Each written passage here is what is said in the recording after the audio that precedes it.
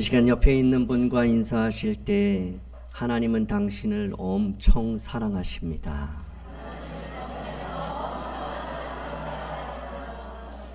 한 번 더 인사하실 때 하나님은 당신을 위한 놀라운 계획을 가지고 계십니다.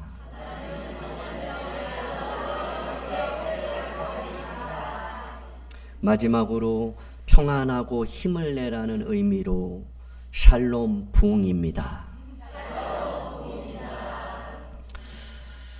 사랑하는 성도 여러분, 5월은 가정의 달입니다. 5월은 오늘은 어린이 주일로 지키며 사랑하는 자녀들 그리고 다음 세대들과 함께 예배를 드리고 있습니다. 2024년 5월 작년에 초등교사 노조에서 어린이날을 앞두고 전국 초등학교 4학년에서 6학년까지 7,070명의 학생들을 대상으로 어린이날 가장 받고 싶어하는 선물에 대해서 설문조사를 했습니다. 여러분, 아이들이 진짜 원하는 선물은 무엇일까요? 설문조사의 결과를 보면 3위가 전자기기, 그러니까 스마트폰, 태블릿 이런 거, 5위는 취미용품, 6번은 장난감, 그리고 7번이 7번째가 기타 이런 저런 거였습니다. 그런데 어린이날 가장 받고 싶어하는 선물 첫 번째가 무엇일까요? 현금이에요. 21%. 그런데 놀라운 것은 현금과 맞먹는, 아니 1%밖에 차이가 안 날 정도로 아이들이 진짜 받고 싶어하는 선물이 가족과 함께 보내는 시간이었다는 거예요. 그러니까 이것은 아이들이 현금만큼 뭐예요? 가족과 함께 하기는 시간을 원한다는 거예요. 부모님과 함께 하는 것을 돈보다 더, 아니 1% 적지만 그만큼 아이들이 원하고 바라고 있다는 거죠. 또 다른 설문으로 어린이들이 생각하는 행복의 조건은 무엇인가? 어린이들은 무엇을 할 때 가장 행복한가에 대해서 조사했습니다. 그랬더니 6번째가 선물, 용돈 받을 때, 칭찬받거나 무엇을 성취할 때, 게임, 유튜브 할 때, 맛있는 음식 먹을 때 행복하다 그래요. 그러니까 아이들에게 맛있는 거 먹여야 돼요. 그때 1, 2, 3번째로다가 행복을 느낀대요, 아이들이. 그러니까 맛있는 거 먹여야 돼요. 아니 유튜브 게임을 애들이 얼마나 좋아해요, 그렇죠? 그냥 자나깨나 핸드폰 들고 하잖아요. 아무도 못 막아요. 이거는 지금 거의 중독 증상까지 이제 간 거죠. 이 전두엽이 다 망가졌기 때문에. 그럼 무엇을 할 때 가장 행복한가? 두 번째, 친구들하고 노는 거예요. 근데 첫 번째, 아이들이 뭐 할 때 가장 행복해? 설문조사를 했더니 가족과 함께 있을 때가 가장 행복해요. 화목한 가정을 이룰 때 난 행복해요. 가정이 화목할 때 난 행복했어요. 이렇게 말했대요. 두 설문조사의 결과에 의하면 어쩌면 아이들이 정말 원하는 선물은 물건이 아니라 부모님의 온전한 사랑, 관심, 그리고 부모님의 그 인정, 그리고 시간, 이것을 원하고 있다는 것을 우리가 알 수가 있습니다. 자, 그리고 일반적으로 부모들이 자녀들에게 원하는 것은 무엇인가? 건강하게 자라는 아이, 맑고 행복하게 친구들과 잘 사이좋게 지내고 공부도 잘하고 꿈도 이루는 아이, 예의 바르고 인사 잘하는 아이, 그걸 원해요. 실패를 두려워하지 않고 용기 있는 아이, 자신의 생각을 잘 말하고 표현할 줄 아는 아이, 부모님과 대화를 잘 소통하는 아이, 이 세상에 꼭 필요한 그런 아이, 누군가에게 도움이 되는 이런 아이 되기를 원한다라고 부모들은 이렇게 설문에 답을 했다고 합니다. 부모들은 자녀가 단순히 성공하는 사람이 아니라 사랑받고 바르게 성숙하고 성장하기를 바라는 거죠. 모든 부모가 자녀가 잘 되기를 바래요. 자녀들이 모두 복받기를 원하죠. 행복하기를 모든 부모가 원하고 원합니다. 오늘 본문에도 보면 자녀가 잘 되기를 복받기를 원해서 그 부모님의 마음이 표현되는 이 사건의 내용입니다. 마가복음 10장 13절을 보면 사람들이 어린아이들을 데리고 예수님께 왔어요. 이 사람들은 누굽니까? 어린아이들의 부모예요. 당시에 어린아이들을 데리고 예수님께 나아온다는 것은 쉬운 일이 아닙니다. 왜? 당시 사회에는 어린이들을 중요하게 여기지 않았어요. 어린이들을 무시하거나 어린이들을 업신여겼다는 거죠. 숫자에도 포함하지 않았어요. 도움이 되는 존재가 아니라 오히려 거슬리는 존재로 어린아이들을 생각했다는 거죠. 그런데 왜 이 부모들은 그러한 상황임에도 불구하고 어린아이들을 예수님께로 데려왔을까요? 당시 상황과 많은 사람들과 그 모임에서 누구도 원하지 않는데 왜 이 부모들은 그럼에도 불구하고 자신의 자녀들을 그렇게 예수님께로 데려왔을까요? 다시 13절을 보시면 예수님께서 만져주시기를 바랬기 때문에 내 아이를, 우리 아들, 딸을 주님께서 만져주셨으면 좋겠다. 사람들이 뭐라거나 말거나 막아서거나 당시에 그러한 시대적 배경 상관없이 무조건 그 예수님이 우리 아이를 한번 만져주면 좋겠다. 16절에도 보면요, 예수님께서 이 어린아이들을 어떻게 해요? 안아주시는 거예요. 이 부모는 그 아이에 대한 소망이 예수님이 한번 안아주시면 좋겠다. 우리 아이가 예수님 품 안에 딱 안겨있으면 난 그걸로 족하다. 그게 가장 큰 소원이다. 이러한 마음으로 아이를 데려온 거예요. 그랬더니 예수님께서 그 아이를 안아주시고 머리에 손을 얹고 안수하시고 그리고 축복하셨다. 이렇게 말씀하는 거죠.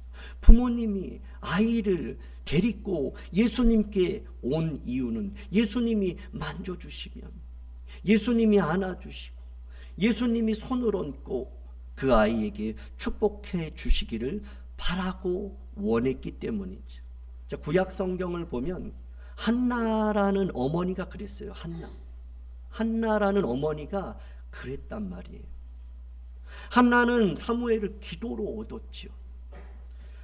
근데 사무엘을 어렸을 때부터 어떻게 해요? 성전에 데려갑니다. 하나님께로 데려가요. 은혜의 자리로 데려가는 거예요. 하나님의 손길이 닿는 곳으로 데려가는 거예요. 은혜의 자리로 데리고 가는 거예요. 하나님의 축복이 있는 자리로 이 한나 어머니는 이 사무엘을 어렸을 때부터 데려가는 거예요. 그것이 복 중에 복인 것을 알았기 때문이죠. 사무엘은 어렸을 때부터 어떻게 해요? 엄마 손에 이끌려서 하나님 여호와를 섬겼어요. 사무엘상 2장 18절을 보면 사무엘은 어렸을 때에 세마포 에봇을 입고 여호와 앞에서 섬겼더라. 사무엘은 엄마 손에 이끌려서, 사무엘이 뭘 알아요? 사무엘이 하나님을 어떻게 알아요? 하나님 앞에 그 만짐을 당하는 것이 복이라는 걸 어떻게 알아요? 근데 엄마 손에 그냥 이끌려 갔어요. 그리고 엄마 손에 이끌려 가서 여호와 하나님 앞에서 그분을 찬양하며 예배하며 섬겼어요. 비록 다른 사람들이 볼 때는 아무것도 모르는 아이일지 모르지만 어머니 한나에게는 그 사무엘이 하나님의 만져주심을 받고 하나님이 안아주심을 경험하고 하나님의 복을 경험한다면 이스라엘 땅의 가장 위대한 선지자로 사명을 감당할 것을 믿었기 때문에, 확신했기 때문에.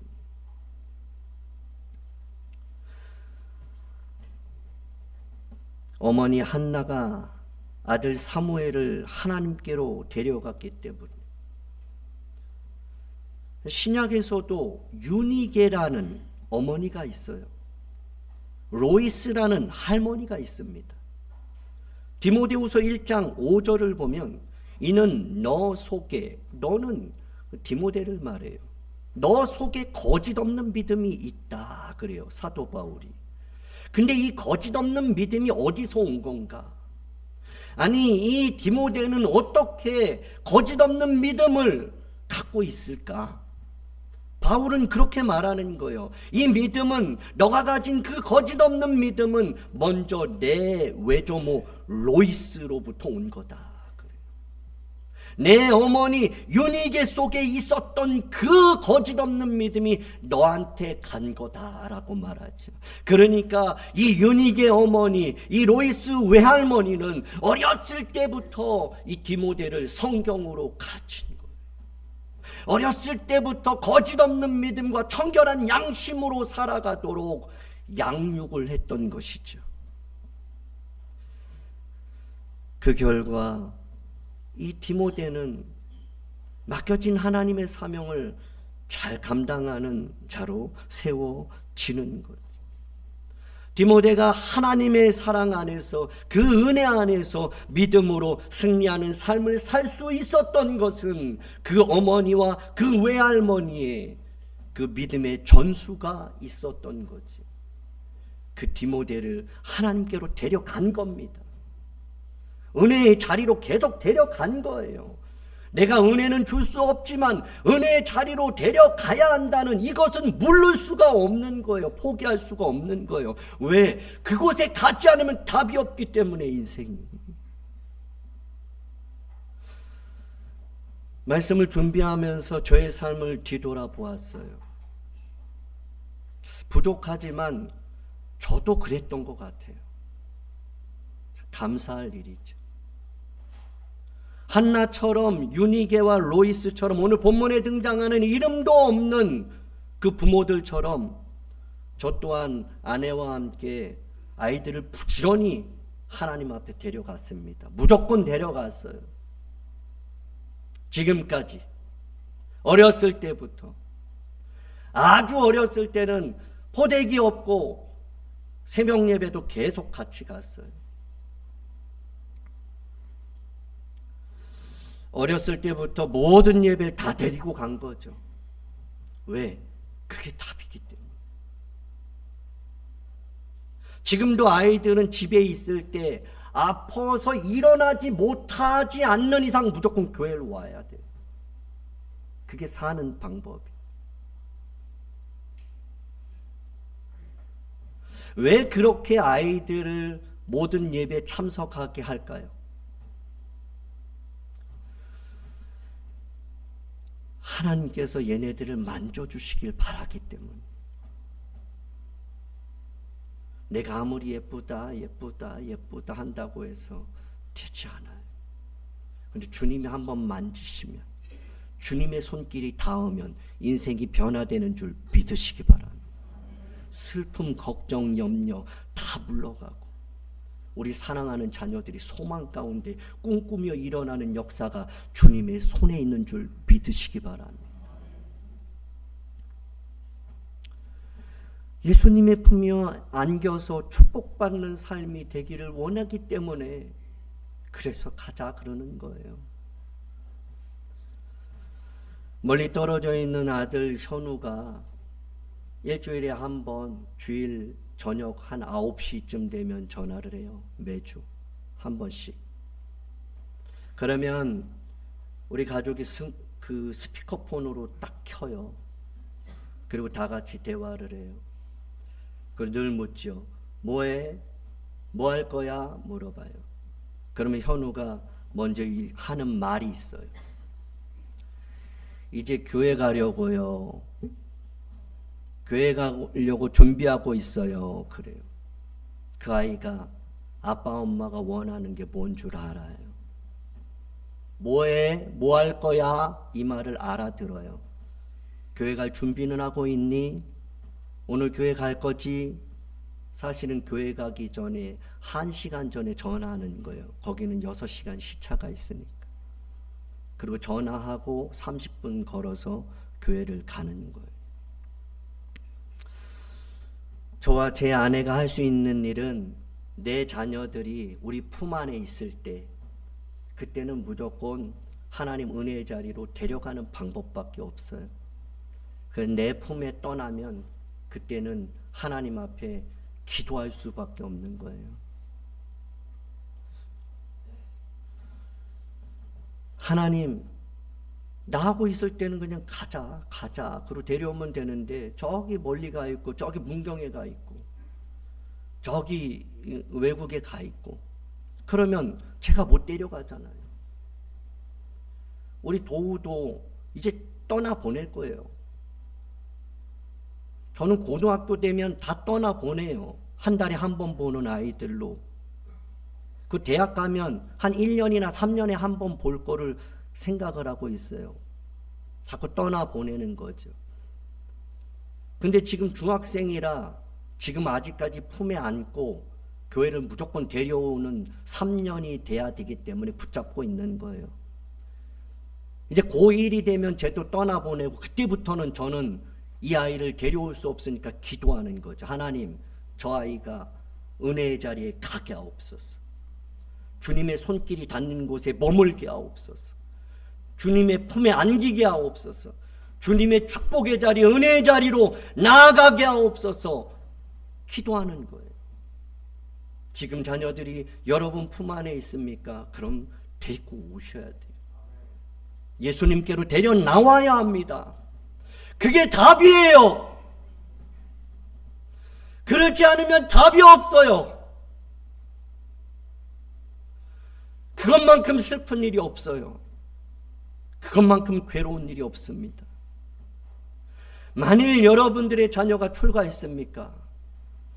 그렇다면 자녀들이 은혜의 자리에 나갈 수 있도록 몸부림치면서 기도할 수 있길 바랍니다. 늘 체크하시기 바랍니다. 그것이 안 되면 우린 다 죽는 거죠. 영으로 죽는 거예요. 모든 부모가 이런 마음으로 자녀들을 예수님께 데리고 나아갑니다. 그런데 문제가 생겨요. 오늘 본문 13절을 보시면 예수님을 따른다고 하는 제자들이 그 어머니들을 막아서는 거예요. 그리고 그 부모님들을 꾸짖는 거예요. 제자들은 아마도 왜 어른들 모임에 아이들 데려왔느냐고 했을 거예요. 이 시간에 이렇게 많은 사람들이 모이는데 힘든데 왜 아이들까지 데려왔냐고 하면서 그 부모들을 매우 강력하게 책망한 것입니다. 제자들은 예수님을 따랐어요. 그런데 그들은 여전히 자신들의 사고방식을 깨트리지 못했어요. 예수님을 따르고 예수님을 배웠어요. 그런데 예수님의 사고로 그들이 변화된 것이 아니라 여전히 자기 생각에 묶여 있는 거예요. 당시 사고방식, 어린이들을 대하는 사고로 제자들이 대하고 있는 거예요. 제자들은 아이들을 사랑하지 않았어요. 그러니까 막아서는 거지. 아이들을 존귀히 여기지 않았다는 거예요. 그들은 자기중심적이었어요. 제자들이. 예수님을 따른다고 하는 제자들이 이기적이었어요. 철저히 계산하였고 눈앞에 보이는 현실만 봤어요. 다음 세대의 귀함을 몰랐어요.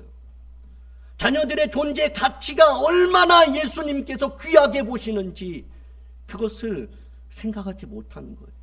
한 영혼이 천하보다 귀하고 예수님께서 그 자녀들이, 그 아이들이 주께로 나오는 것을 얼마나 기뻐하시고 얼마나 원하시는지 제자들이 몰랐던 거예요. 제자들이 주님이 주신 그 사명, 그 책임, 주님의 마음을 몰랐던 거예요. 그래서 아이들이 오는 것을 막아서고 그 부모들을 향해서 꾸짖는 일을 하는 거죠.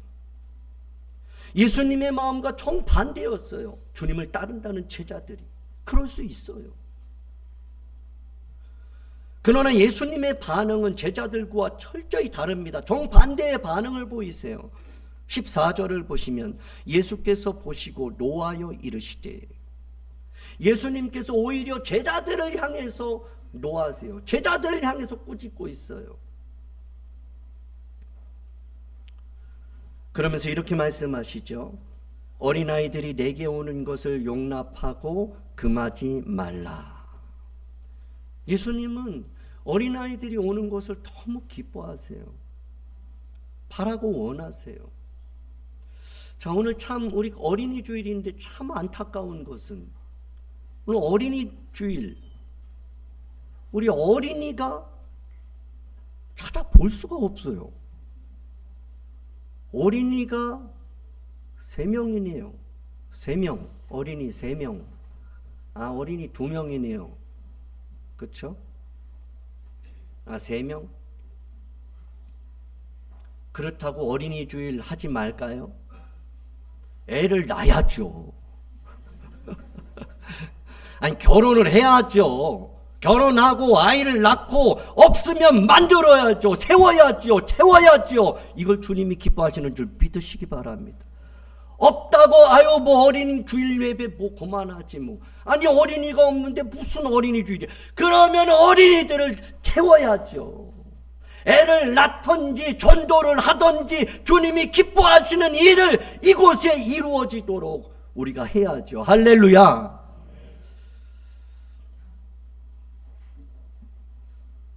여러분, 예수님은 나오고 있는 아이들을 막아서는 일에 분노하셨어요.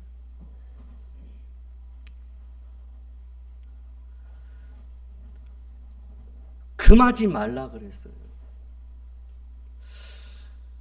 왜냐하면 하나님 나라가 이런 어린아이들의 것이다라고 말씀하시기 때문이에요. 이 무슨 말입니까? 왜 예수님은 하나님 나라가 이런 어린아이들의 것이다라고 말씀했을까요? 어린아이의 것이 아니라 이런 어린아이들의 것이에요. 무조건 어린이라고 다 천국이 그들의 것이 아니라 이런 어린아이들의 천국이 그들의 것이다라는 거죠. 그러면 그 아이들은 어떤 아이들일까요? 15절에 그 답이 있습니다. 15절 같이 읽습니다. 시작. 내가 진실로 너희에게 이르노니 누구든지 하나님의 나라를 어린아이와 같이 받들지 않는 자는 결단코 그곳에 들어가지 못하리라. 여기서 받들지 않는다는 것은 받아들이지 않는다는 거예요. 거부한다는 거예요. 노하는 거예요. 주어지는 말씀을 그냥 겉면으로 막아서는 거예요. 환영하지 않는다는 의미예요. 들어오려고 그러는데 못 들어오게 막는 걸 말하는 거예요. 받들지 않는다는 건요. 영접하지 않는다는 이야기입니다.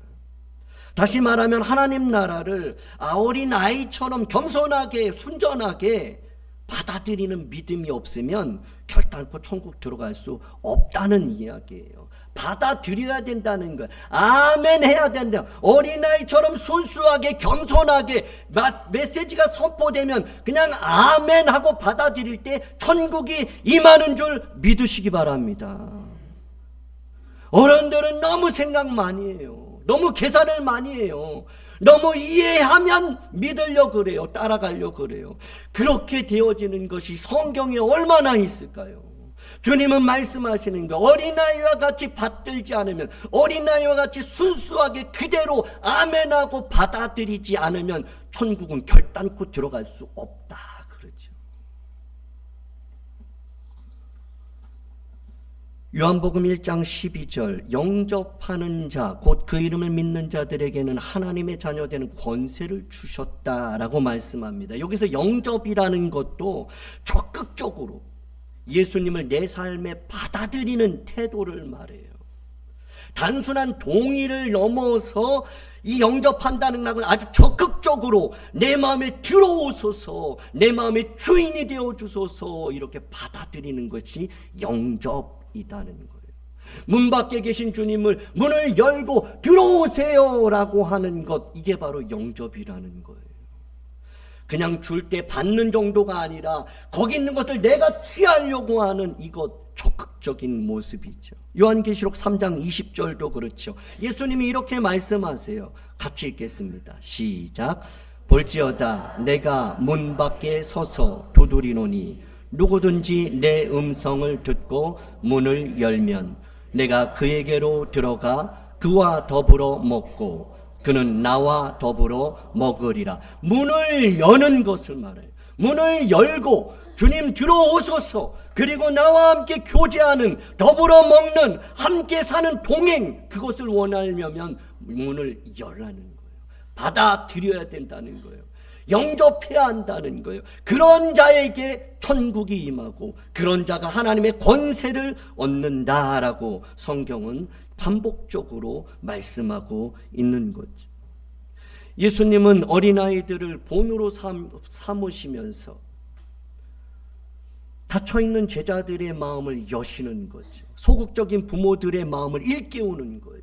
그리고 하나님 나라를 받아들이는 태도에 대해서 말씀해주고 있는 거죠. 지난주부터 새벽에 매일 성경 본문이 시편 119편입니다.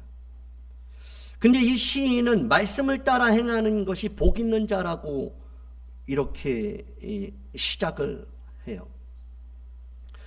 여러분 옆에 있는 분에게 이렇게 인사하면 좋겠어요. 말씀을 따라 사는 것이 복입니다.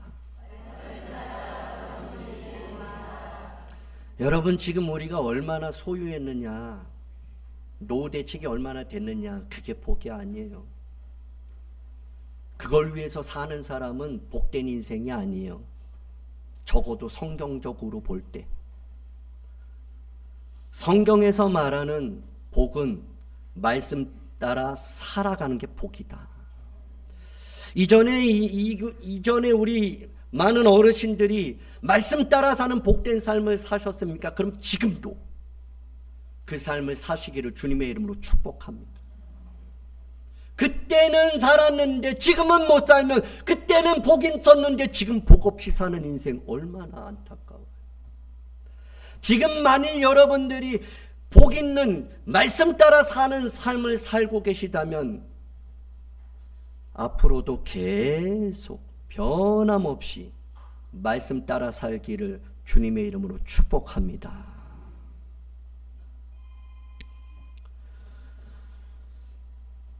시편 119편에 보면 시인이 계속해서 고백하는 게 있어요. 그것이 뭐냐? 지켰다. 난 말씀 지켰다 그래요. 그리고 또 뭐라 하냐면 난 지금 말씀을 지키고 있다 그래요. 그리고 시인은 앞으로도 나는 계속 말씀을 지킬 것이다 그렇게 말씀합니다. 여러분 근데 시편 119편 33절에 이 시인은 이렇게 간절히 기도를 하고 있어요. 같이 읽어볼까요? 시작. 여호와여 주의 율례들의 도를 내게 가르치소서. 내가 끝까지 지키리이다. 그래. 시인이요 하나님의 말씀을 내가 지키겠다고 고백하고 간구하고 있어요. 그런데 어떻게 해요? 끝까지. 어떤 일을 하는데 잘했다 못했다를 말하는 기준이 뭐냐면 끝까지 했냐 안 했냐예요. 지금 아무리 잘하는데 내일 하나도 안 해요. 그건 잘 못한 거예요. 올해는 잘해요. 근데 내년에는 안 해요. 그건 잘한 게 아니에요. 시인은 말해요. 내가 율례의 도를 끝까지 지키겠다. 옆에 있는 분에게 끝까지 지킵시다. 하려면 하고 말라면 마는 거죠.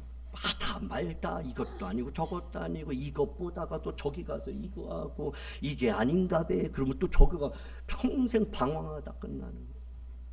전도 끝까지 가는 거예요. 아멘을 왜 안 하세요? 저는 이 설교할 때 아이 목사님들 왜 저렇게 왜 아멘 안 하냐고 왜 자꾸 저런 말씀하시나 마음을 이해가 돼요. 이해가 왜 안 하는지 저는 모르겠는 거예요. 아니 제 원고에는 아멘이라고 써 있는데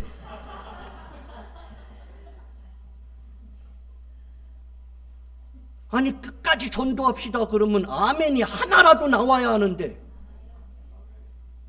조용한 거예요. 저는 여러분의 마음을 몰라요. 저는 하나님이 아니라 그냥 다 알아듣지 못해요. 속으로 하는 말. 여러분의 마음을 제가 무슨 재주로 그 중심을 알겠어요?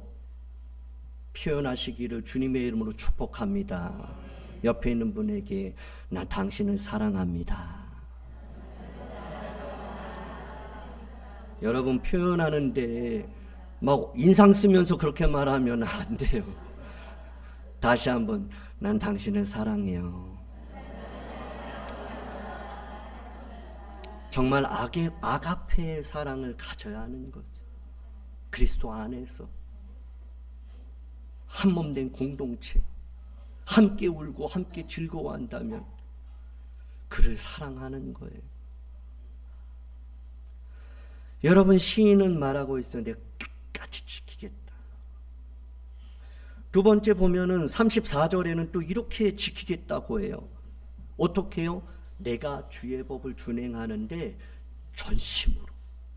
전심으로 지키겠다 그래요. 말씀을 지키는데 대충 지키는 거 아니에요. 적당히 지키는 거 아닙니다. 말씀을 뭐 이렇게 할 만한 건 하고 안 하고 싶은 건 안 하고 사람들이 박수 치는 건 하고 이런 거 아니에요. 하나님 말씀은 전심으로 온 마음 다해서 올인하는 거예요. 할렐루야. 그리고 44절에는 두 개가 한 번에 나와요. 같이 읽어볼게요. 시작. 여호와여 내가 주의 율법을 항상 지키리이다. 영원히 지키리이다. 아멘. 하나님 말씀을 끝까지 온 마음 다해서 항상 지키는 거예요. 항상 변함없이. 끝까지보다 여긴 좀 더 나가요. 끝은 끝이 있잖아요. 근데 여기는 영원이에요. 영원히. 하나님 말씀은 영원히 지키는 거예요. 주님 오실 때까지, 내가 주님 앞에 갈 때까지. 근데 오늘 새벽에 보니까 한 가지가 더 추가됐어요.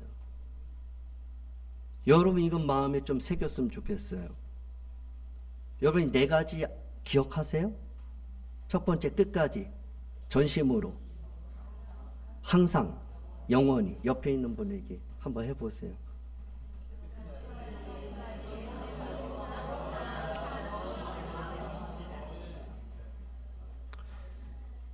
이게 마음에 새겨져야 돼요. 그리고 기도 제목이 돼야 돼요. 그리고 지키지 못할 그 순간에 이 말씀을 읊조려야 하는 거예요. 주님 나를 살려주소서. 내가 주님 말씀 끝까지 지키기를 원합니다. 내가 전심으로 지키려고 그러는데 힘드네요. 내가 항상 지켜야 되는지 아는데 힘듭니다. 내가 영원히 지켜야 할 말씀인 줄 아는데 주님 도와주옵소서. 자, 그리고 한 가지, 요거는 여러분 오늘 꼭 붙들고 가시기 바랍니다. 오늘 새벽에 본문 60절이었어요. 60절 같이 읽어볼까요? 시작. 주의 계명들을 지키기에 네. 하나님의 말씀을 지킬 때는요, 신속히 해야 돼. 신속히 해야 돼. 그냥 지체하면 안 되는 거예요. 머뭇머뭇하면 끝나버려요.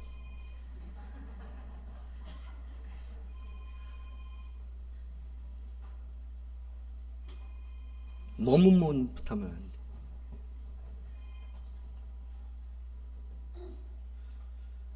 괜찮아요. 괜찮습니다, 어르신. 괜찮습니다. 네. 여러분, 하나님 말씀은 신속히 하는 거예요. 신속히. 뭐 바꿀 일 있으면 신속히 바꾸시길 주님의 이름으로 축복합니다. 끊어야 될 것 있으면 신속하게 끊으시기 바랍니다. 가야 될 곳 있으면 가세요, 신속히. 지체하면 안 돼요.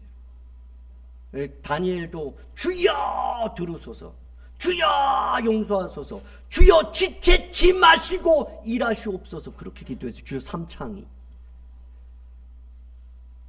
그러니까 하나님 말씀 지키는데 머뭇머뭇하면 안 돼요. 질질 끌고 내일 할까, 그리고 좀 뭐 때가 되면 할까. 제가 보니까 그렇더라고요. 애들 다 키우면 한다 그러는데 그거 제가 안 된다는 거를 얼마 전에 그냥 생각 속에 깨달았어요. 애들 다 키우면 된다 그러는 줄 저는 알았거든요. 근데 혼자 가만히 생각해 보니까 손주들 키워야 되더라고요. 손주들. 그러니까 애들 다 키우고 나서 할 게 이 사람들은요, 평생 애들만 키우다 끝나요, 인생이.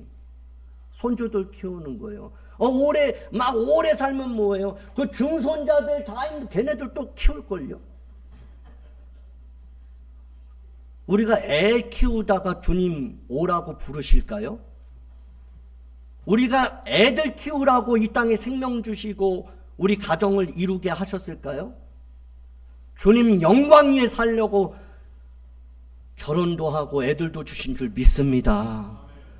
이 순서가 바뀌면 안 되죠. 먼저 그의 나라를 구하면 이 모든 것을 더하신다. 하나님 말씀을 신속히 할 때 그 모든 것이 신속히 변화되는 놀라운 역사가 일어나죠.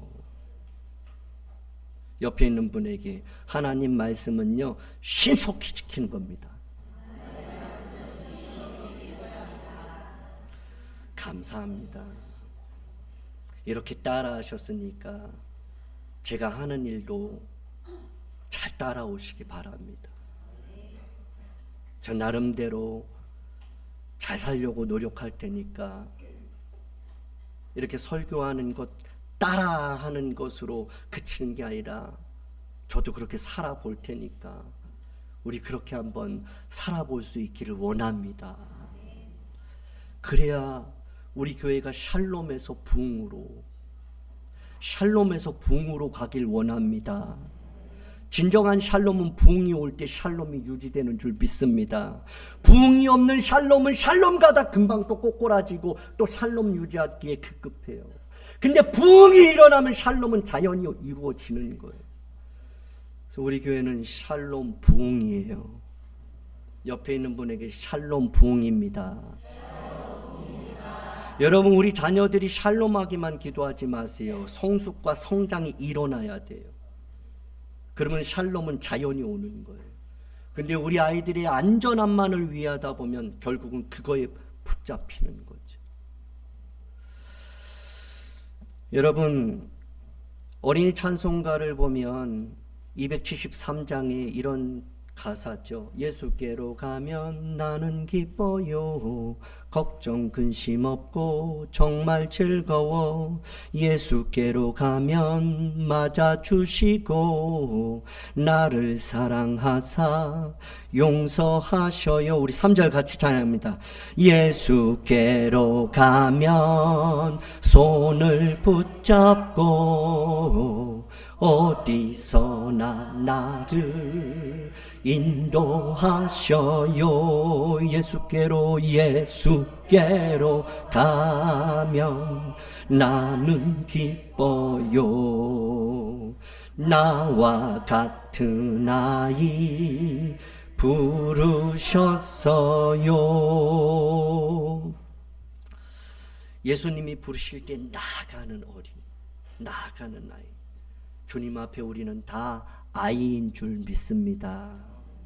이거는 우리 영원히 예찬이가 듣는, 어린이가 듣는 말씀이 내가 아니라 우리가 주 앞에서 다 어린인 줄 믿습니다. 주님 부르실 때 아멘하고 나가는 성도들, 우리의 아이들, 자녀들이 되기를 원하는 것이죠. 자, 마지막으로 요한복음 6장 9절 상반절을 보면요, 여기 한 아이가 있어 그래요. 예수님께서 그 베세다 들녘에 5,000명이 넘는 그 수많은 사람들이 있었어요. 제자들도 있었습니다. 근데 예수님이 하시는 말씀이 뭐냐면 여기 한 아이가 있다 그러는 거예요. 여기 한 아이가 있어. 보리떡 5개와 물고기 2마리를 가지고 있나이다 그래요.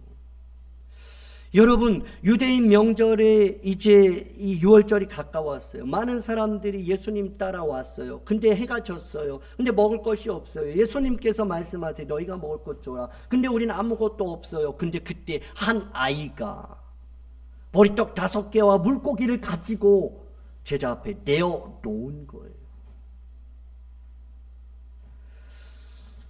여러분, 그때 5,000명 이상을 어린아이와 여인들 빼고 5,000명 이상이 먹는 놀라운 기적이 일어납니다. 어떻게 가능할까요? 드릴 때 가능해요. 오병이의 기적이 어떻게 일어나느냐? 비록 물고기 2마리, 보리떡 5개 작은 거예요. 보잘것 없어요. 근데 드렸더니 기적이 일어나는 거예요. 여러분, 나는 목돈 모아서 드릴 거야. 아니. 혹시 믿음이 좋아서 그렇게 적금 부으면서 적금 타고 하나님 앞에 드릴 그런 사람도 있겠죠. 그렇지만 하나님은 작은 것 드릴 때 크게 역사하시는 줄 믿습니다. 하나님 보실 때 얼마면 클까요? 하나님 보실 때 얼마를 드리면 커요? 하나님 보실 땐 다 작아요. 우리가 볼 때나 크다 적다 많다 조금이다 하지 하나님 보실 땐 다 똑같아요. 그래서 하나님은 적게 드리는 것도 역사하시고 많게 드려도 역사하시고 그 역사는 드림에서 일어난다. 말씀을 정리합니다. 오늘 말씀의 제목이요, 이런 자녀 되게 하소서입니다. 사랑하는 여러분, 여러분의 자녀들이 지금 성장했을지라도 여러분의 자녀들이 어떤 자녀 되길 원하십니까? 사랑하는 우리 어린이, 우리 친구들은 어떤 아이가 되고 싶어요? 첫째, 예수님께 나아가는 자녀가 돼요. 어디를 가든지 주님께 나아가는, 가자 그래도 가고 안 가자 그래도 가고. 할렐루야. 그 어떻게 맨날 얘기하겠어요, 그렇죠? 알아서 좀 때 되면 이제 알아서 가야지. 이런 자녀가 돼야 돼요. 맨날 주일 토요일만 되면 내일 갈 거지, 내일 가자. 이게 한두 번도 아니고 어떻게 1년 52주 그거 어떻게 맨날 그래요. 그러니까 우리 어린 자녀들 아니면 우리 큰 자녀들 이제 알아서 나오세요. 그게 복인 줄 믿습니다. 그게 복이에요. 제가 지금까지 살아본 결과 그게 가장 큰 복이에요. 주님께 나가는 것보다 더 큰 복이 없어요. 우리 권사님들도 동의하실 거예요. 할렐루야. 네, 동의하실 거예요. 그러니까 저 안산에서도 오시고 저 의정부에서 오시고 오시죠. 그게 가장 큰 복인 걸 아시니까. 두 번째는요, 아멘하는 자녀가 돼야 돼요. 하나님 말씀 딱 떨어지면 아멘이에요. 어떻게요? 신속히. 그리고 마지막 세 번째는 헌신하는 자녀가 돼야 돼요. 하나님 앞에 나오긴 나와요. 아멘은 해요. 근데 하나님한테 드릴 줄을 몰라. 아니 10원을 드릴 줄 몰라.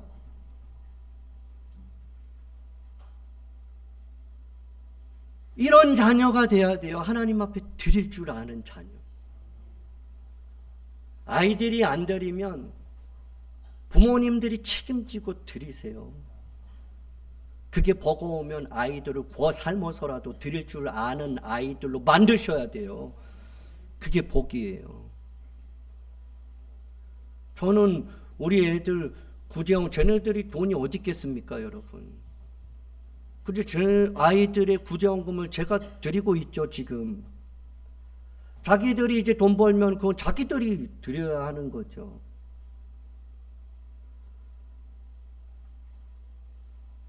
하나님 앞에 드리는 것처럼 복 있는 인생이 없어요. 이 땅에서 뭐 사람들 밥 사주고 선물하고 이러는 거 다 없어져요, 여러분. 그리고 한번 문제 생기면 다 꽝 돼버려요. 근데 하나님께 심은 것은 영원하다. 하나님께 뿌린 것은 영원하다.